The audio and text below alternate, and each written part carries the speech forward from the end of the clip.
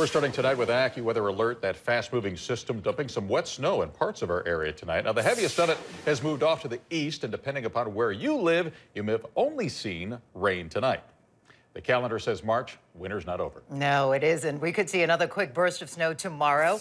ABC 7's Kate Kogarin in Storm Tracker tonight with a live look at the conditions, but we begin right now with meteorologist Cheryl Scott. Cheryl. Yes, and Live Doppler 7 Max still picking up on some of that precipitation falling, and mainly in the form of snow, and it is very light and fine right now around Cook County up towards Lake and McHenry. You can see that snow and even the sleet, the wintry mix that we've been dealing with, continuing to lift its way up to the north and east. So zooming on in, just some very light snow, not going to look at really any more accumulating additional snowfall in the forecast for tonight.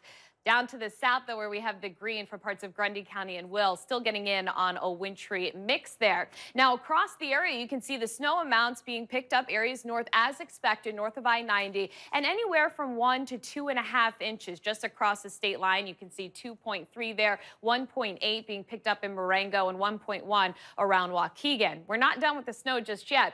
This batch is lifting up to the north and east and will continue to exit. We'll catch a break, but I'm not going to rule out some patchy drizzle overnight, so just watch out for some icy spots overnight developing with those temps near freezing.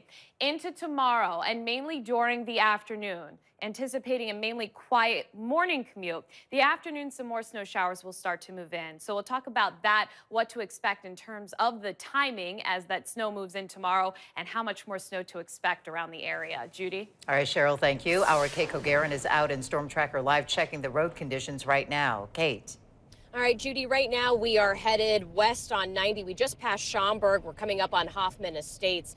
This is the area where a good amount of the snow is falling right now. You could take a look at the road conditions. There's a lot of snow kind of dusting along the roadways. You can see a lot of moisture right there. We also saw several IDOT trucks on the road. This is all just a reminder that winter is still sticking around, maybe longer than some of us would like. I was hoping that it was summer already. Winter weather is making the rounds throughout the area. It started out as sleet, as captured by one resident in Park Forest.